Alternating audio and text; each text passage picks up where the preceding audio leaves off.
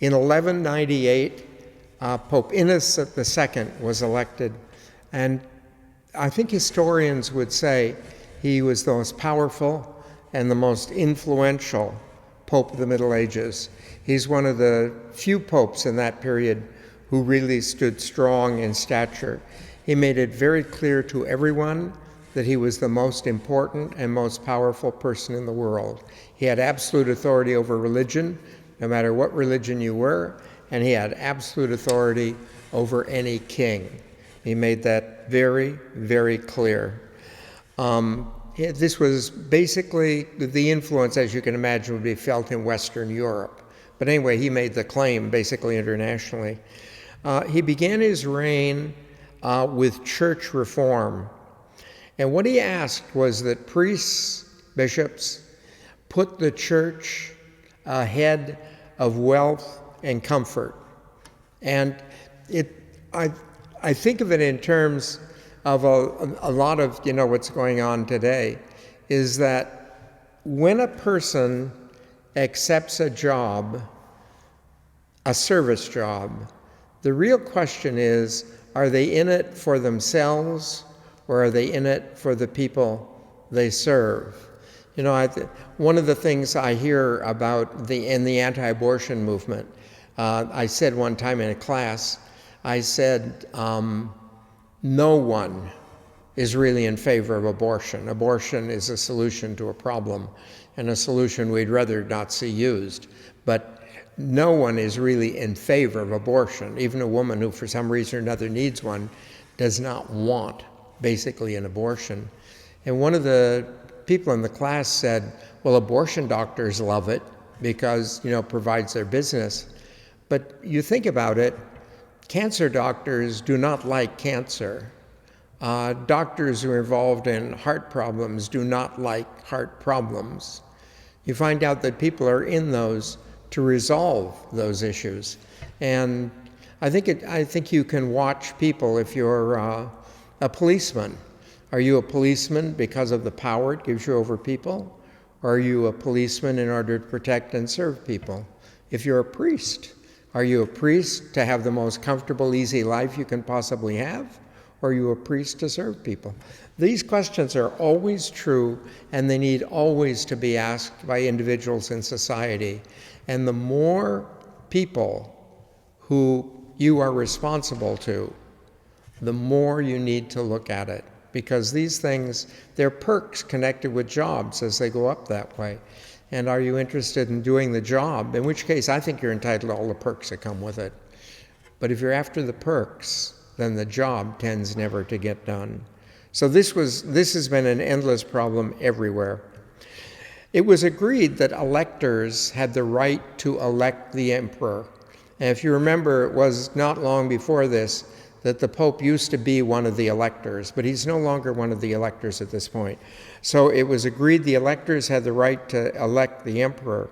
However, the Pope had the right to examine the emperor. And what was the examination of the emperor? To see whether he was for the rights of the people and the rights of the church and the rights of the nobles, or was he just about himself? So the Pope had the right to examine him and then the right to crown him. And there were many people who served in the role that would have been the Emperor of Germany who were never crowned emperor because of the examination.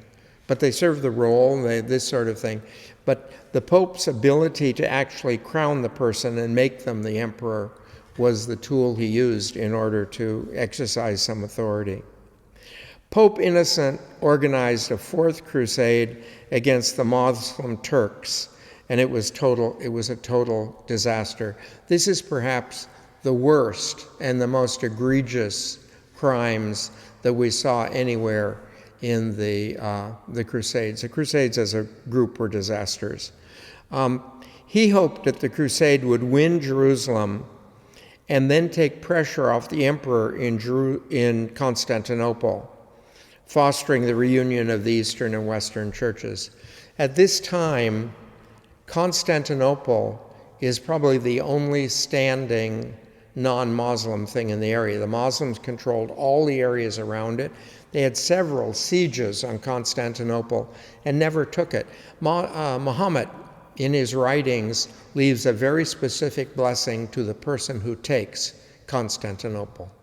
And they didn't for many, many years. Now here's the 1100s, and this has been going on since the 400s. And so they never quite took Constantinople. And if they could get the Turks out of Jerusalem, then they could begin to bring more pressure off Constantinople, and hopefully it would stand. But against the very specific orders of the Pope, the Catholic troops attacked Constantinople, and they looted particularly the churches.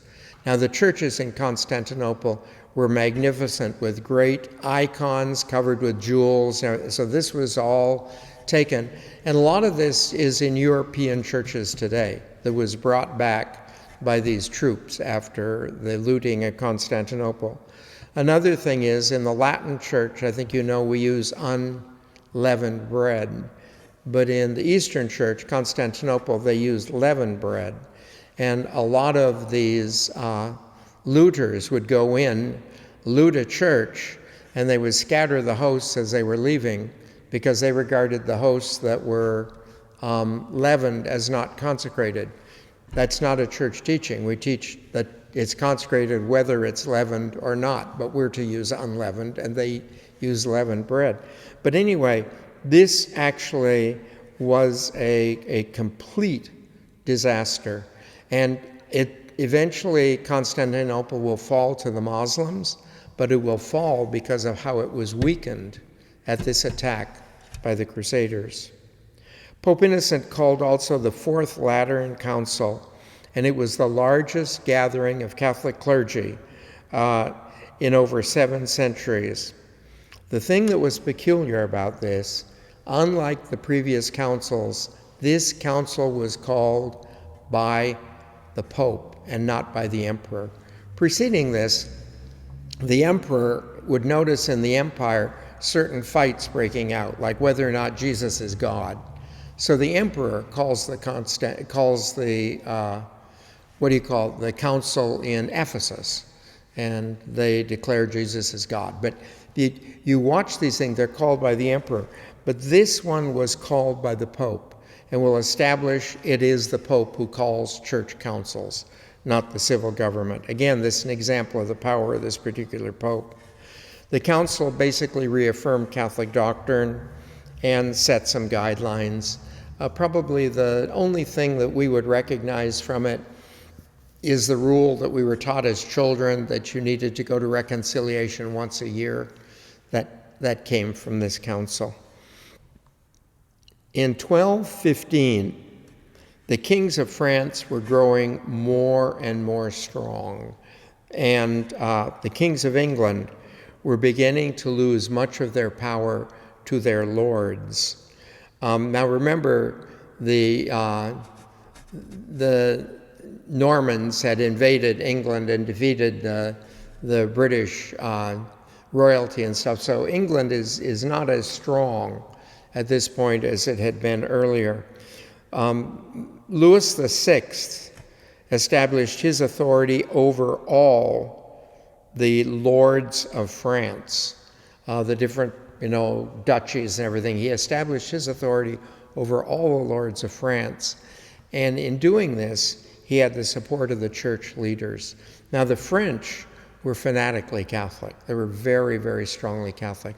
So if you got the support of the church leaders, you had no trouble actually accomplishing anything. King Philip, in 1280, the land under the control of the French king, he doubled all the land. So he had basically the whole area. And he is the first one to take the title King of France. So from this point on, the ruler of the area will be called the King of France. There were pockets of land that still belonged to the king in England, but not many.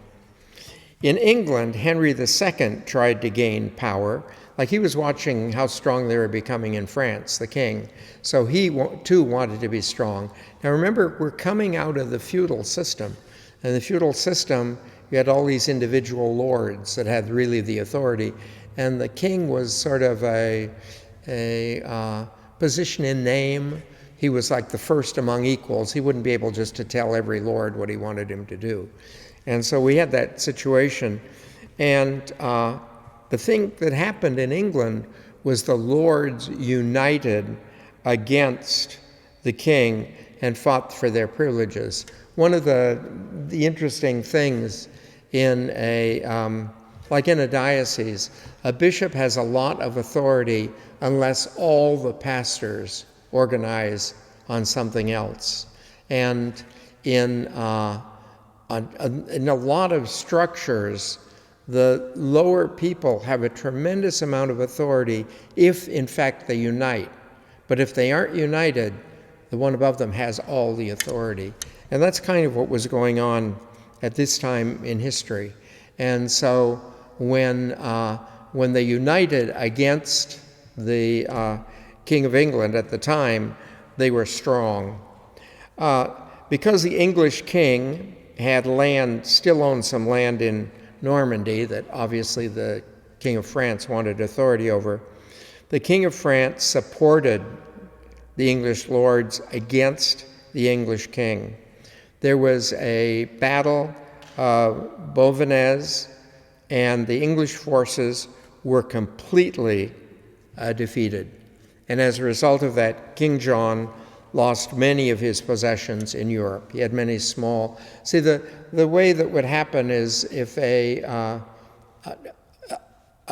man and woman married, and the woman, let's say, was heir to land in some other area, that land would become part of the king's territory. So there were little pockets of land over the whole area that were owned by other kings.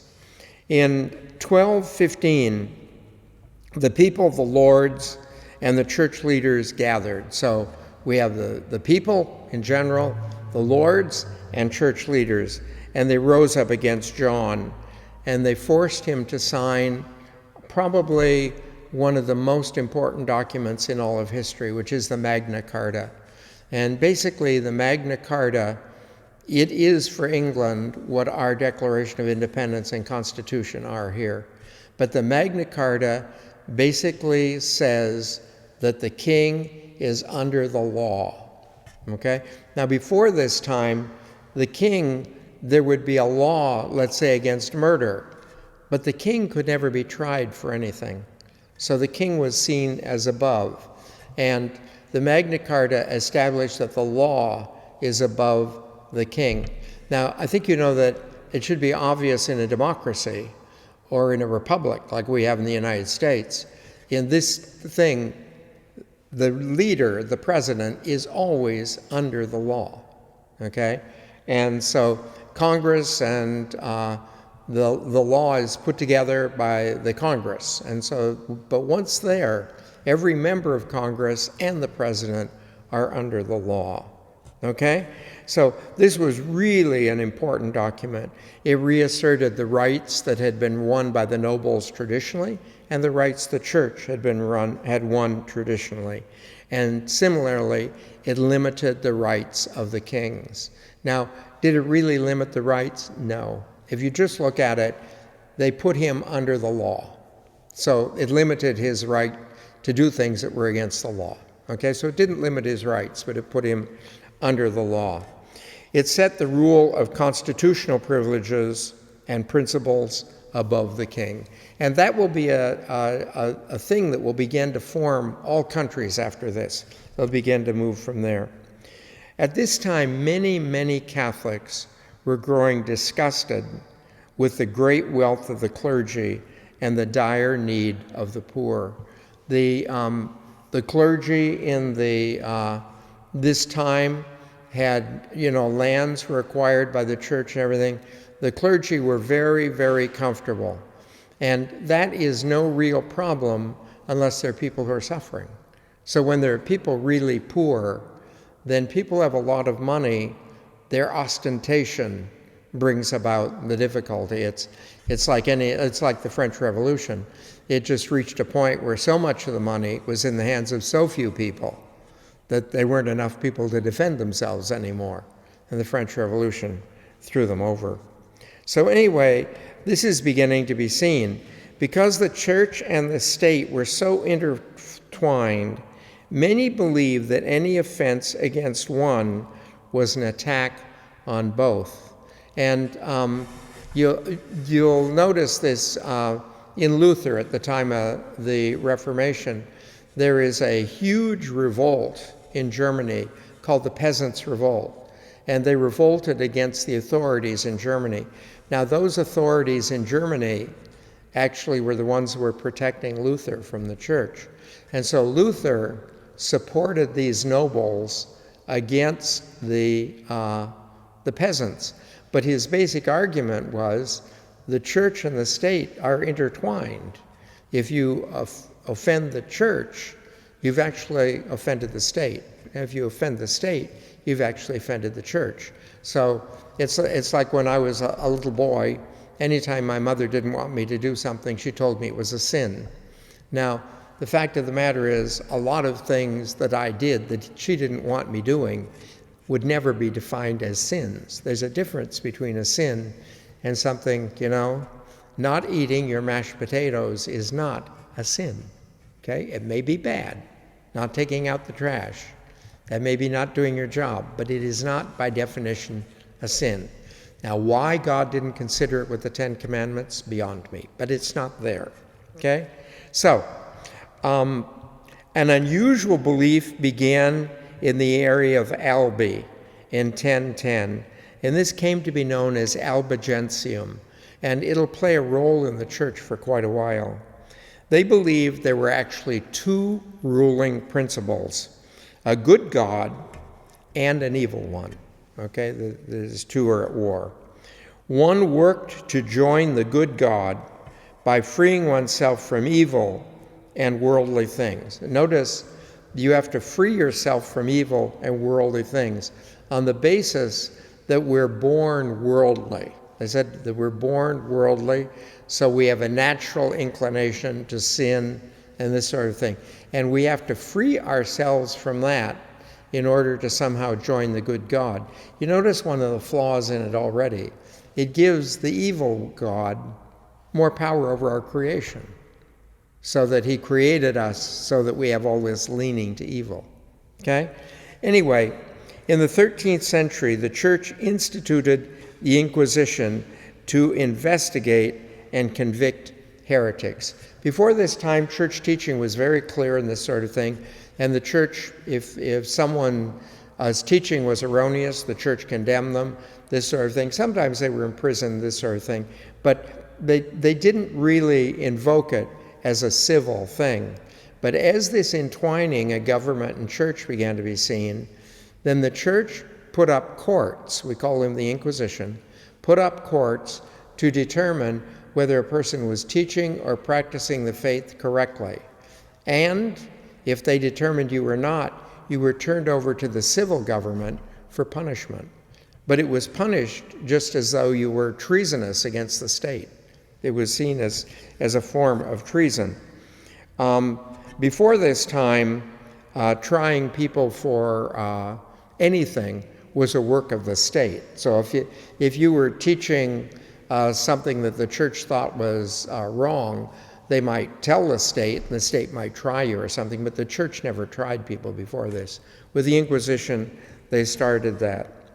If convicted, heretics were then turned over to the state for punishment. Many, many people who were heretics in their teachings lost their lives. There was a lot of torturing. At this time, one of the methods for questioning people was to torture them. So in trials, it would be part of the thing at all. And the crazy thing is that about torture, you can get a person to say anything, actually. Now, 1191, there was a man called Dominic Guzman, and he became a canon in Spain as a young man. Remember, the canons were those organized groups, normally at a cathedral or something like that, who said prayers together and lived kind of a disciplined life. He had sold everything he owned to feed the poor during a time of famine. And one of the things he noticed, that the preachers who were seeking to convert the Albigensians wore very flashy clothing, in contrast to the simple dress of the Albigensians. And they also used scholarly terms which the people did not understand. Now, we mentioned here the contrast between the wealth of the clergy and the poverty of a lot of the people. And the Albigensians made themselves part of the people. They dressed very simply like the people did. But most importantly here is they spoke the language of the people. I think one of the things that you and I are most aware of today is the use of language that's peculiar to a field. So that, like for instance, if you go into medicine, doctors have a name for every single bone in the human body to distinguish it. They have names for cells, names for organs, and all this sort of thing. And if a doctor explains something to you and uses the same term he would with a doctor, he might as well be speaking Greek. He has to find a way to put it into your language. I think the place where most of us encounter it today is with computers. There's a whole different language for people who know what they're doing with computers. And they are able to speak. And those kind of languages are very, very necessary for people who do very peculiar, specific work. We have it in theology. But if you get up to give sermons and speak in that, people have no idea what you're talking about at all. And so he noticed that this is what was going on with the Albigensians, that the preachers who would go out to preach to them were dressed in such a way that they weren't part of the poor, part of the people, they were part of the rich. And be very honest, when there's a separation between rich and poor, they're enemies. So that great wealth, they were actually enemies. And then they were speaking in such a way that the people were not getting anything out of it. Dominic received permission from Pope Innocent III to go to France to preach to the Albigensians. So he asked permission. Now remember, Dominic was in Spain. So Dominic now asked permission of the Pope to go and preach in France to the Albigensians, and he does. Several priests joined him. Now he's not a priest at this point. They adopted a very simple lifestyle. They listened very carefully to the people and preached in their own language at their level. So the first thing they did was listen to the people. If this Albigensium is a heresy, what you need to do is find out why people are following it. Now, if you would talk to a group of people and find out the reason they're following it, because the Albigensians are poor like they are, and teaching them about the life they're living, then you don't have to be rich in order to be a Catholic. So you can work something like that out. If the reason they're in the Albigensians has to do with their belief that there is a good God and a bad God, then you need to argue about the fact that there can only be one God. I mean, there's lots of ways, but what they did here, first of all, is listen to the difficulty. Very often we have situations in which people do not pay close attention. And I'll give you the first experience of my life. The very first experience in my life of this was when I was in Hawaii. I had just come out of UC Berkeley, and the whole thing of the Vietnam War was going on, and we were very anti shows of patriotism and everything, because they were supporting this, what I still believe is an unjust war, but it doesn't really matter, we lost it anyway. The situation. Well, when I got to Hawaii, I was affronted by the celebration of the 4th of July in Hawaii. But you know, I went to a discussion, and when I went to the discussion, I found out the 4th of July to me was about Vietnam. The 4th of July to the people in Hawaii was about the Second World War and Pearl Harbor particularly. So, you could argue about the demonstration, but it is two very different things going on. So if I were to discuss the 4th of July with one of the Hawaiian people out there at the time, we wouldn't be talking about the same thing at all. So the first thing is they listened to the people, and then they preached in the language of the people at their level.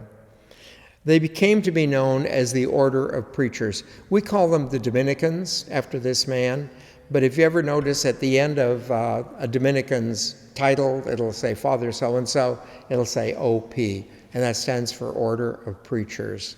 They are, it stands for the Latin of Order of Preachers, but that's what they became. Curiously, Dominic never became head of the order or anything.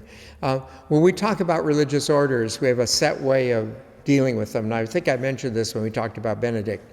We say that Benedict left a rule. He left behind a rule. And Francis left an example. The key thing about Francis is the way he lived. Dominic left a task. They were to preach. But he never gave up preaching in order to be in charge of the order. He always had someone else do that. He was always about the preaching. He sent his monks to Bologna and Paris for an education.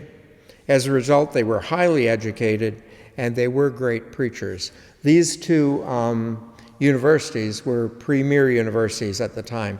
The University of Paris, far and away the greatest, but Bologna was probably the second and very close. Now again, I'd like you to know the Dominicans were highly educated, yet spoke in the language of the people, okay? So those two things. In 1218, the rule of the order was established. As I mentioned, Dominic was never in charge, but they put together a rule. And he devoted his personal life all the time to preaching. In 1182, which is just shortly before the birth of Dominic, Francis was born to a very wealthy family in Assisi. His birth name was John, baptismal name.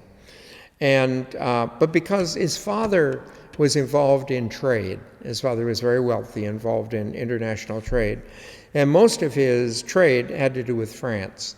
He spent so much time in France on business that everyone started calling John, they called him Francis, so that Francis ultimately became his name. But it was largely because of his father and the way his father was carrying on his life. He was a very sensitive and a very intelligent child, and he wanted personally to be a knight. They had these all dreams of knighthood at that time. He fought for Assisi in the different battles they had, and went off to war. One of the wars, on his way, he became deathly sick, and he had to return home. One of the things to understand about medicine at this time, they had very little knowledge of disease. They didn't know about medicines. They didn't know about that. Very little knowledge of disease. They had good knowledge of injuries. If you broke an arm, they could see the arm's broken.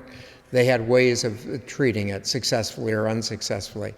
If you had an open wound, they tried to close it, this sort of thing, but they didn't understand about infections and stuff like that. If you got sick, they knew nothing about that. Injuries they could do something with, but sickness, no. So he had to return home. And tradition holds that as he was on his way home, a leper approached him and asked for alms. He got off his horse, gave the man money, and embraced him, okay? I've seen an elaboration of this story that Francis kissed his wounds, but whatever it was, Francis embraced him, and a very curious thing happened here. He had an amazing flooding of peace. He just felt amazingly at peace and decided he would spend the rest of his life sharing the love of God with other people. It's interesting when you read Ignatius of Loyola, who himself as a soldier was injured and in a hospital recovering. And he describes as he read books about saints, that he had this flooding of peace in his life. And I think so often when we think of conversions, we think of conversions as being intellectual. But when you watch in the lives of saints, when you really get into them, it's really an emotional experience. It can be brought on by learning or this sort of thing, but the actual conversion thing is a powerful emotional experience. So what did he do? He moved into the ruins of an old church, started begging for food, and started rebuilding the building itself. If you sort of watched as we went on through this history of the church, the church established itself in these different areas, and as it established itself, then they had to build bigger buildings for people. So a lot of times these little buildings were just abandoned. It wasn't like today where you need land and stuff like that. These buildings were just abandoned. And then you remember in just the preceding lessons, we saw that one of the things that came out the Middle Ages is this whole idea of competing for size of churches. So you put up this massive church, and then you abandon the other one. So these abandoned churches were around. A place to see this actually is in Greece. And during the Muslim period in Greece, the Turkish Muslims who took over Jerusalem, they took over Greece as well. And they forbid them to build a building, I think, that held more than 20 people. So you have these little tiny churches, most of them in ruins, because when Greece got its freedom, they began to build the regular build churches. When his father ordered him home, and his father ordered him home because it wasn't good for his father's reputation that his son was out begging and doing these crazy things when they knew he was a bright kid. And so Francis returned absolutely everything he had to his father, just turned it back. And young men began to join him in living this very simple life of poverty. Like in our society, we have this concept of wanting things. I remember an interview, it was with the singer Madonna, but many, many years ago when she was just starting out. And she was singing, and she was dancing, doing shows, a little acting. And so the guy who was interviewing her, he asked, "What do you really want?"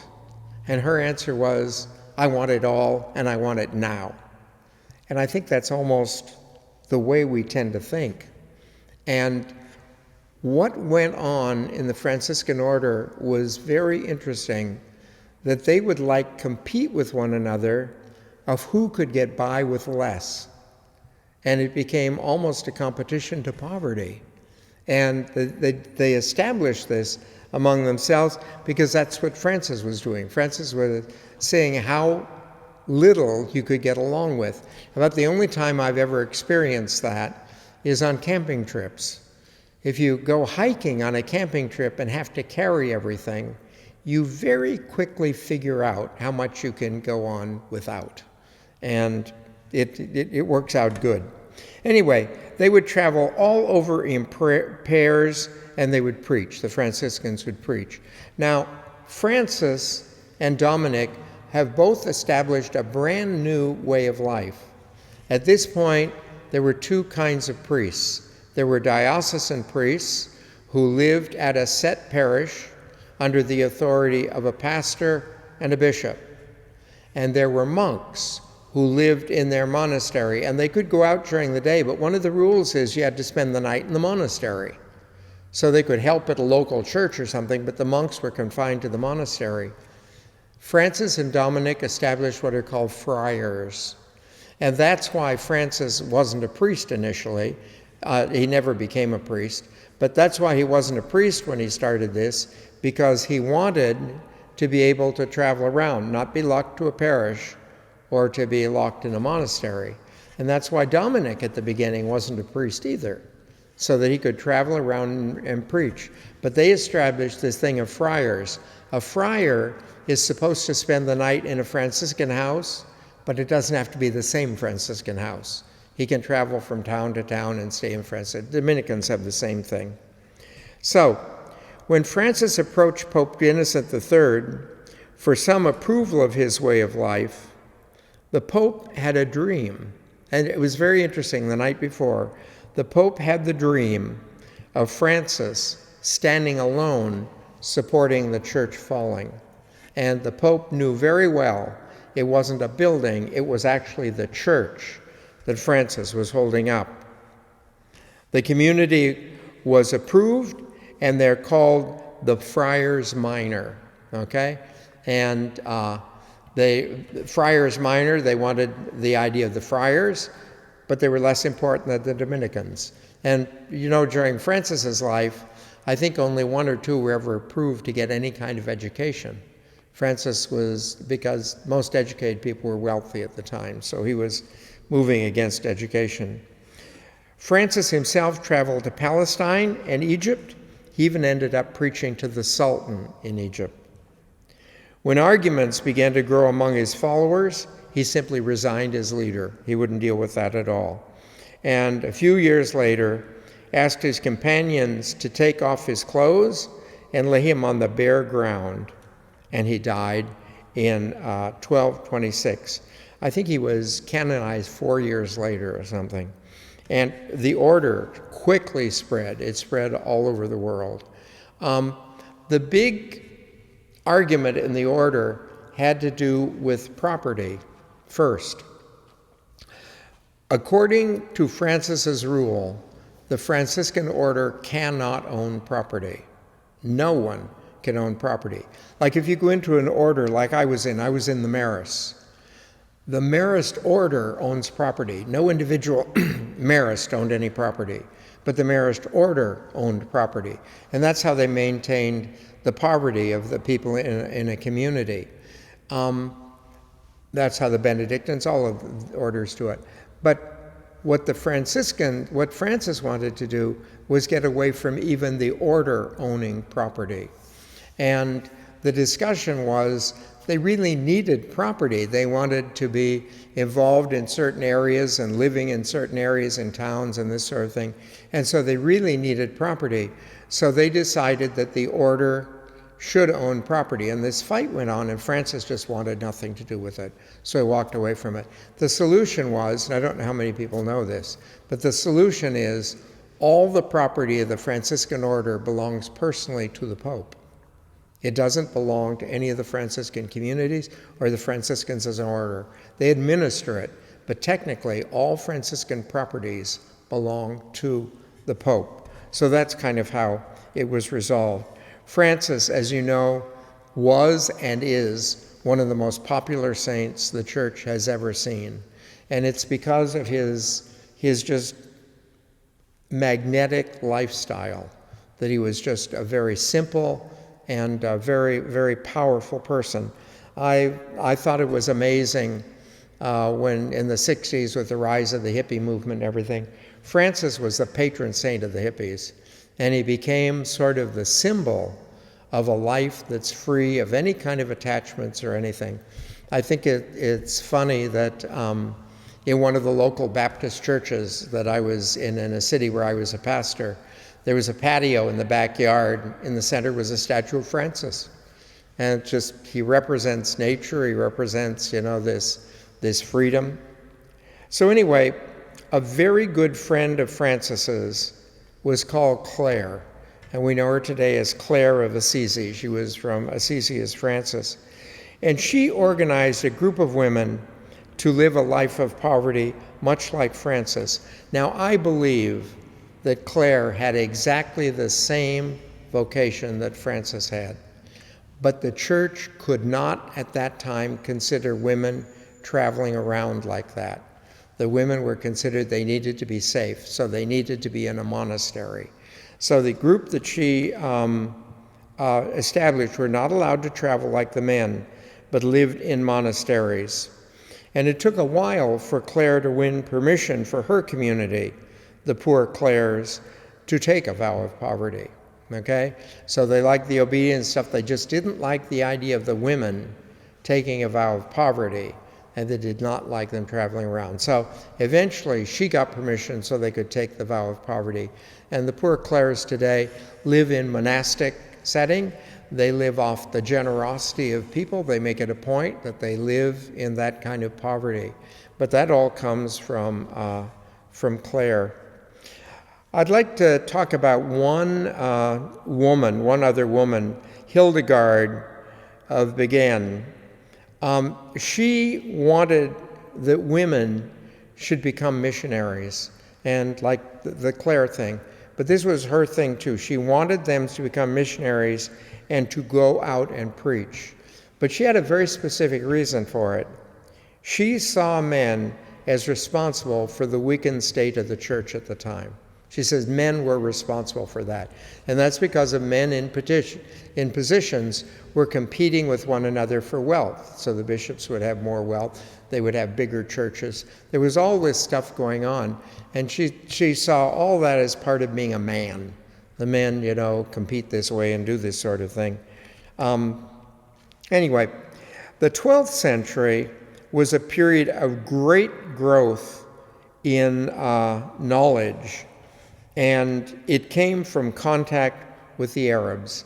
And we mentioned this a little before, but the Arabs moved into Greece and those areas, and they took over the learning that had been part of Greek philosophy.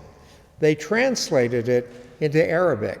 So it existed in Arabic, and it did exist in Greek, but the Greek were manuscripts. They were in museums. So the knowledge was all around in Arabic.